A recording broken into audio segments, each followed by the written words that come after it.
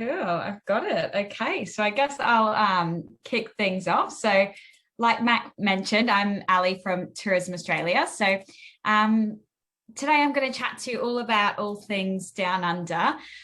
So I guess to start off, it's highlighting the fact that after this prolonged period indoors, people are craving those wide open spaces, fresh air and nature more than ever. So all things that Australia has plenty of.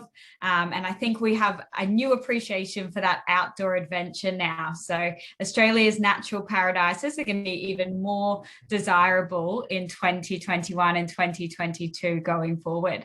So to kick things off, I was going to just highlight, first of all, some of those key drivers to Australia. So we've already had some, our main drivers, which I'm sure you're all aware of. They'll come as no surprise, which are things such as our wildlife, our coastal regions, food and wine, our culture as well. But then there's a few others that are kind of a bit more prominent now, or come in more on people's radar, I should say, post-pandemic. So that is things such as, like I already mentioned, naturally wide open spaces. So our recent consumer research has showed that destinations that are boasting these wide open spaces, they feel a lot safer for travelers.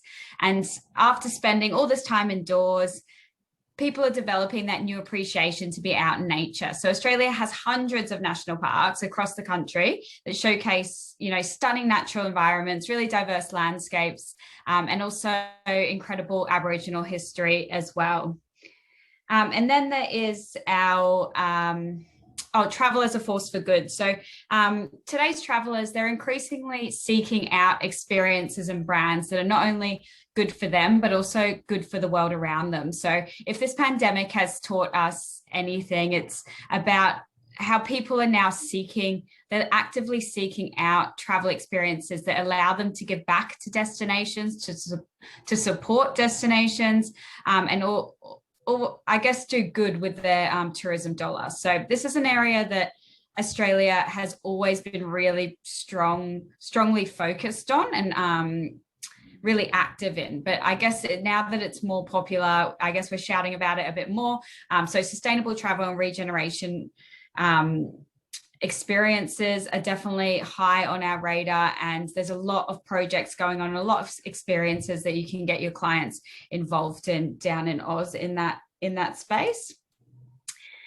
Connecting with family. So this is going to come as no surprise that after this long period of being apart from our loved ones, everyone is looking to reconnect. So you might not know that Australia actually has the largest population of UK citizens living abroad. So in the year finishing April 2020, so this is pre-pandemic, that VFR, so visiting family and relatives market, accounted for 50% of all arrivals into Australia. So it's a huge market.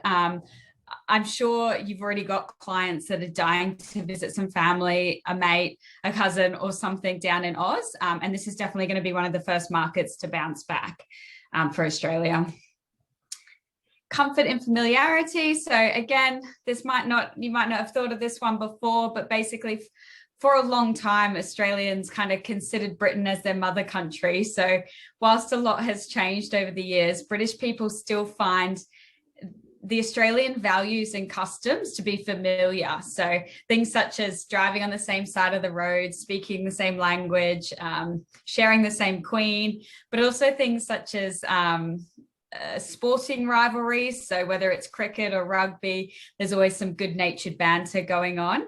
And after so much uncertainty, travellers will find these kinds of these kinds of familiarities comforting and give them a sense of safety and security. Reliable healthcare. So again, something that will no doubt be in the back of people's minds. And Australia has really strong, reliable healthcare, reciprocal agreement with the NHS. And then a long lead time. So this isn't something that was probably in our favour before, but now going forward, while international travel is restricted, people will be researching, booking, now for their Australian long haul bucket list kind of trips they didn't get a chance to do. They're going to be looking into them now to travel potentially 2022 onwards. So that's great for Oz. So just to put it in perspective, Australia is roughly the same size as the continent of Europe. So I just wanted to highlight that so you can just see how big we are. We've only got 25 million people in our population. So in comparison to Europe, it's quite sparsely inhabited. It also means that a lot of customers actually see it as quite a complex destination. They see it as a bit daunting, which means that they more often than not will seek out a travel agent to book their trip down under. So I'll just take you through some of our most iconic national parks. We've got loads around the country, like I already mentioned. So they vary from lush rainforests, rugged outback, to even like botanic gardens and marine parks as well. So they're all about kind of natural areas and also Aboriginal culture as well. So starting off in Uluru, which is obviously a very iconic spiritual heart of Australia. So the Australian Red Centre and the Australian Outback. So it's really the epitome of natural beauty and wide open spaces as well. So Alice Springs is a great place to start your outback adventures of the Red Centre. So as you can see where that little marker is in the Northern Territory, it's right in the centre of Australia. So here you can explore the incredible Uluru, which is the massive rock in the middle, which spans about 350 meters high, so taller than the Eiffel Tower. It's a great place to immerse yourself in the Indigenous culture. Watch the rock change colour as the sun sets and sun rises. You can do walking tours, Segway tours, camel rides, scenic flights, kind of lots of different ways to experience it. And then the Daintree National Park. So this is the oldest tropical rainforest in the world. So it's covering over 500 square miles. So it's massive and it's dating back millions of years and it's unchanged in centuries. So it's home to some extremely rare animal and plant species where in most cases, this is the only place in the world where you can find these species. So it's located in North Queensland, so just near Cairns or Port Douglas up in North Queensland.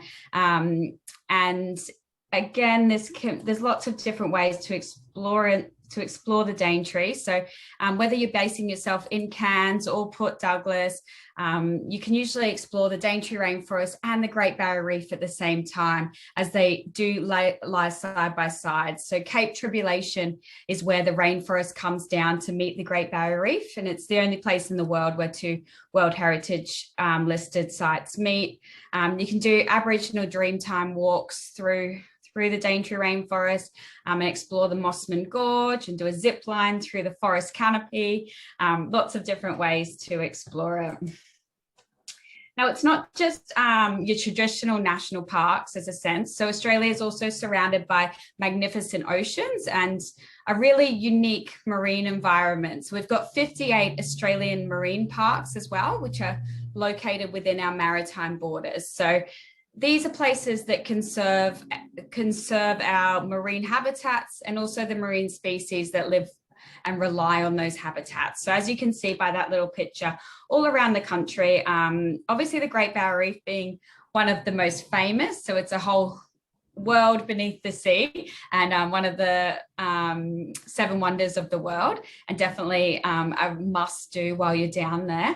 And again, can be explored in all different ways. So whether you're snorkeling, diving, doing scenic flights or glass bottom boats, or even sleeping on the reef, it can be experienced in all different ways. But there's also experiences such as the Museum of Underwater Art, which just opened last year or 2019 off the coast of Townsville, which is an incredible experience, or also the largest fringing reef in the world off Western Australia, which is great for marine species such as manta rays and whale sharks. Okay, so just jumping through, because I know I'm running out of time.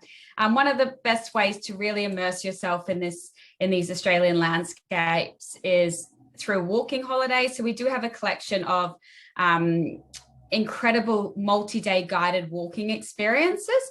They're part of our signature experiences of Australia, called Great Walks of Australia. So check them out. They've got a great website where you can see all the different walks in unique locations around the country, 2 to 6 days in duration with really specialist guides as you go.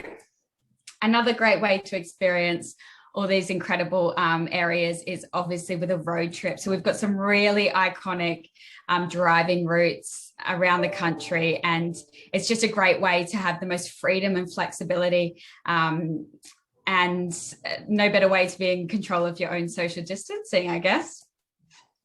And we've also got a module on the Aussie Specialist program all about self-driving in Australia as well.